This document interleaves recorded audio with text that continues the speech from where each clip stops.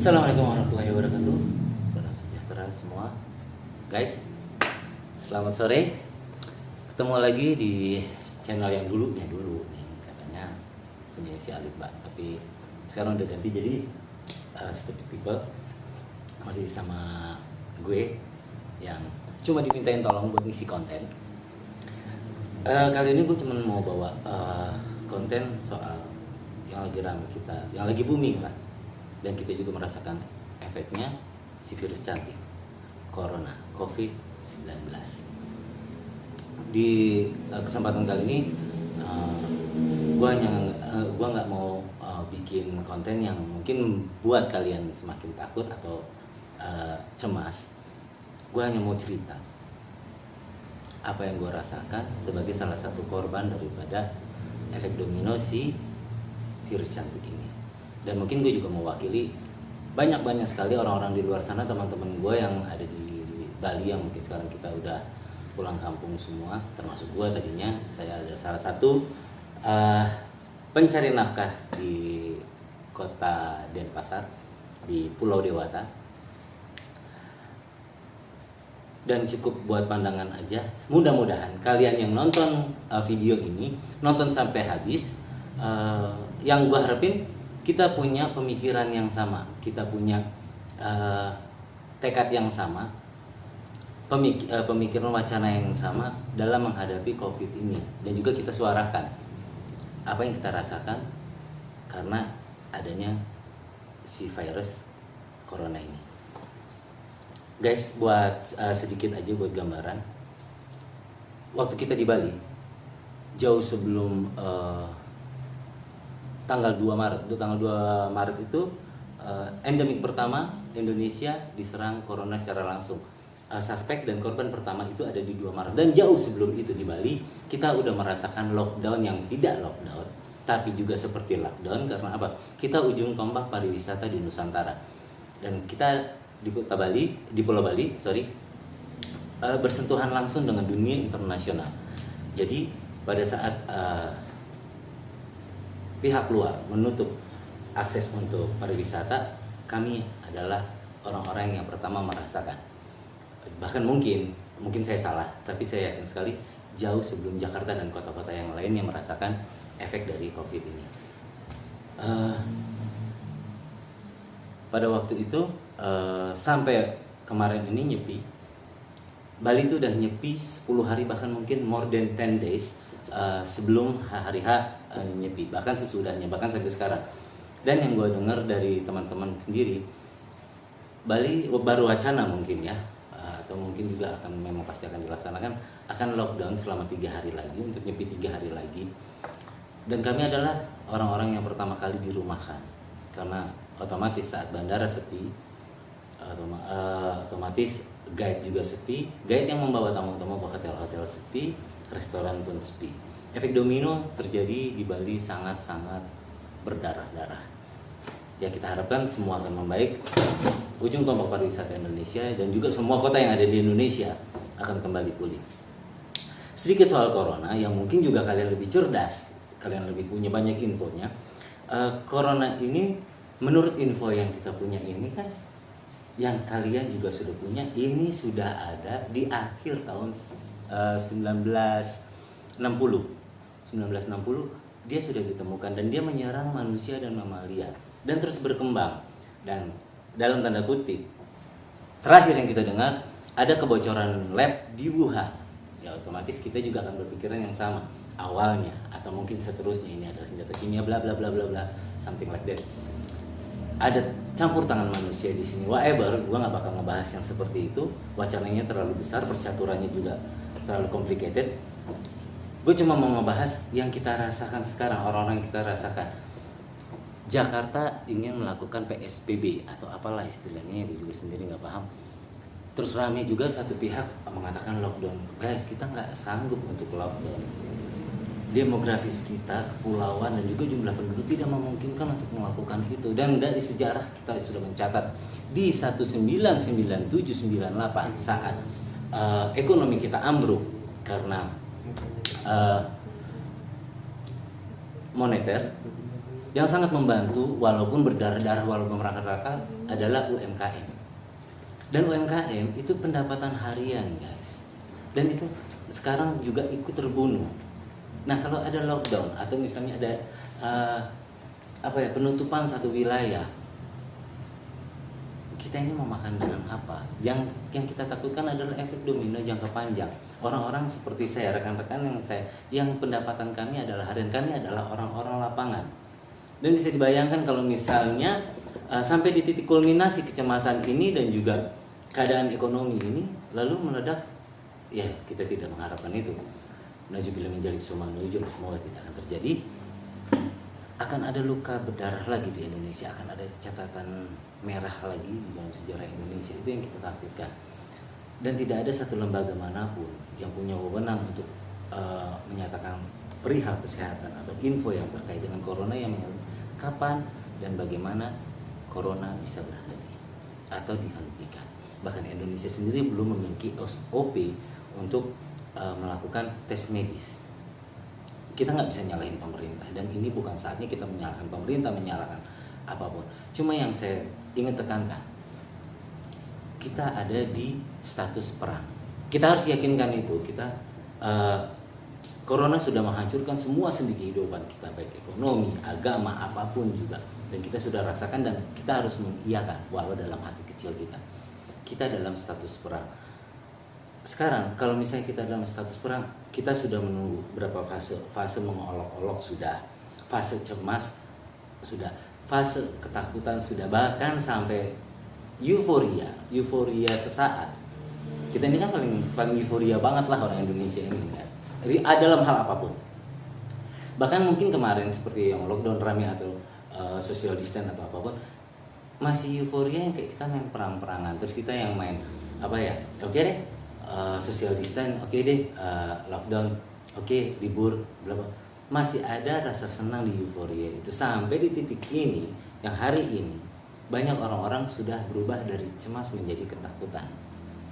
Yang kita tidak harapkan ketakutan ini akan berubah menjadi kemurkaan dan juga kenekatan. Dan juga beberapa orang atau beberapa pihak mengambil kesempatan ini, atau memang ini sudah dikondisikan. Itu yang kita takutkan, dan itu mudah-mudahan terhindar.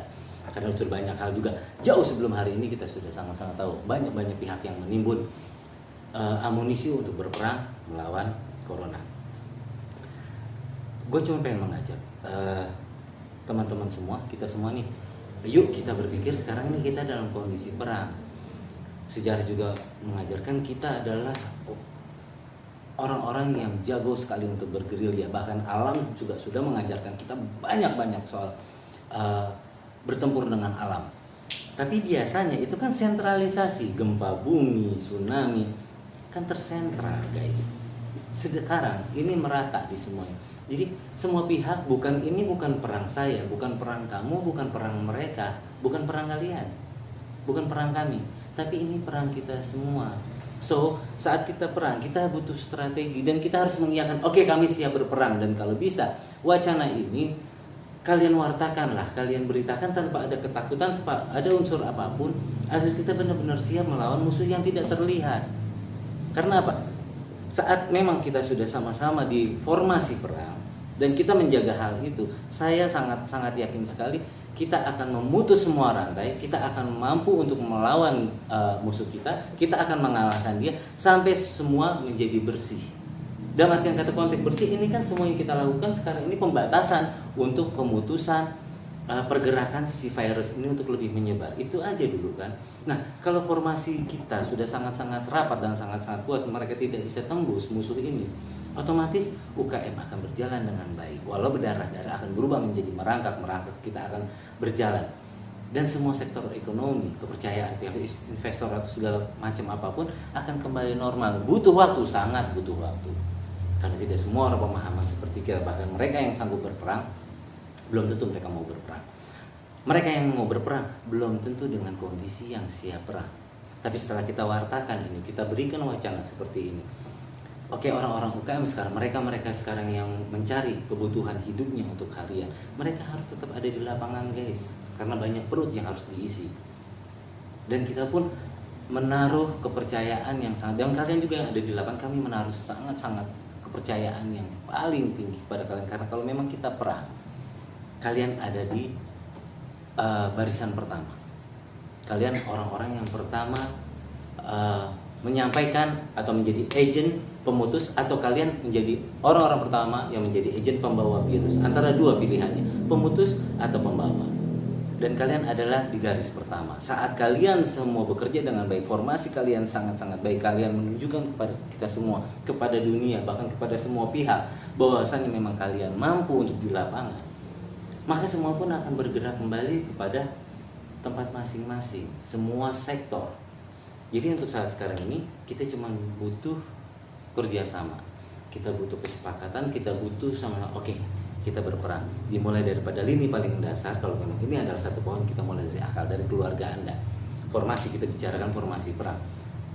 Kalaupun mau di lockdown sekarang, data yang sudah ada dari segi usia itu kan bayi sampai usia sekian presentasinya sekian, 18 sampai di 35 presentasinya sekian, untuk istilahnya kekebalan terhadap corona.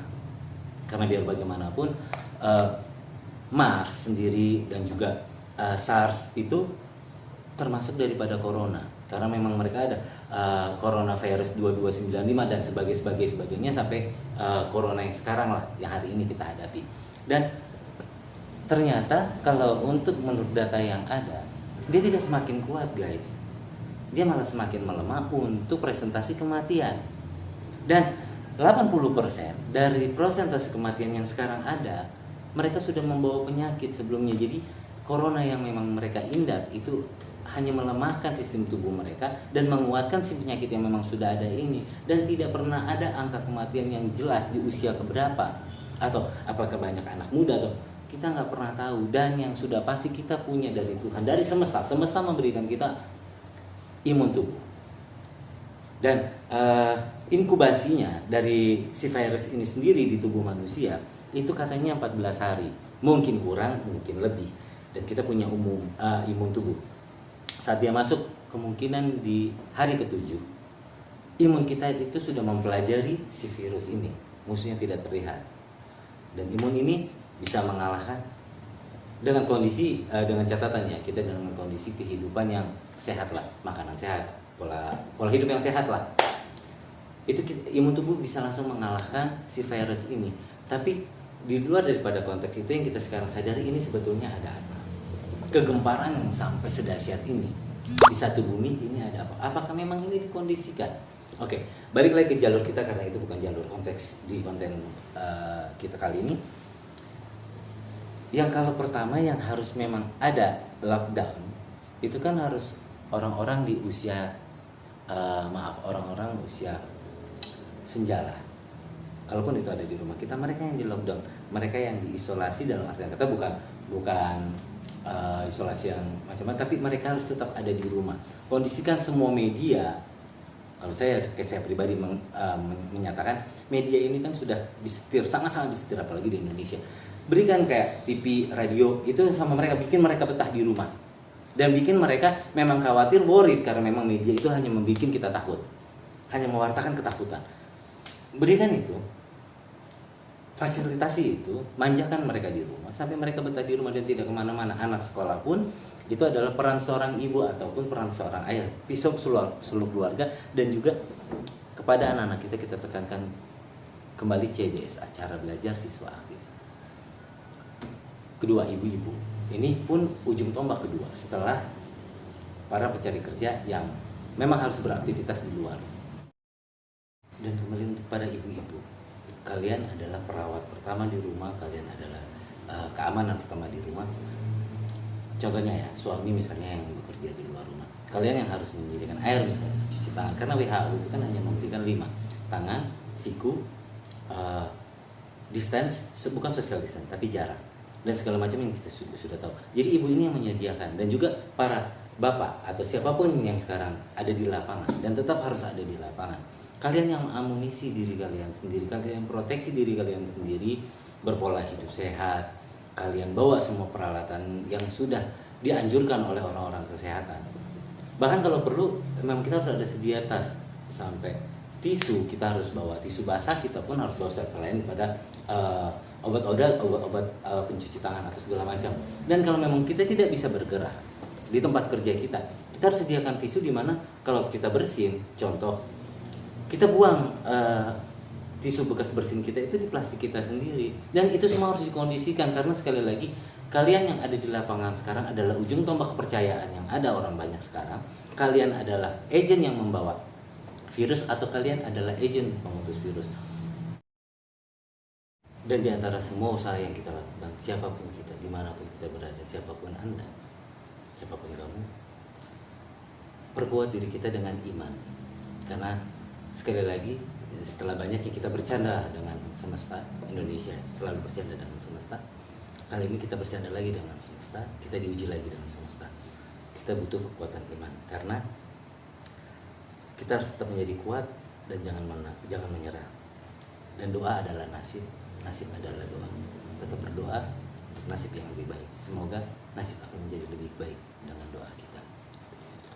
Dan kembali lagi untuk para rekan-rekan yang ada di brigade depan, terus semangat, karena kepercayaan kami dan juga besar harapan kami, kalian adalah brigade pertama untuk merombak semua yang ada sekarang, untuk melawan virus yang tidak terlihat hanya di data.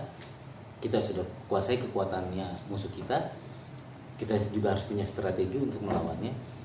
Jadi tunjukkan kalian yang ada di lapangan sekarang, tetap kuat, tetap semangat, tetap yakin, dan tetap punya tekad untuk menjadi brigade pertama pemutus rantai corona.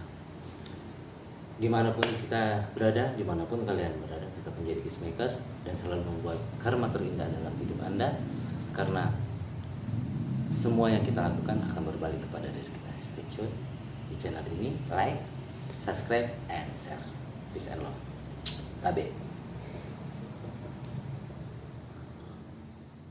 Okay, nice cut.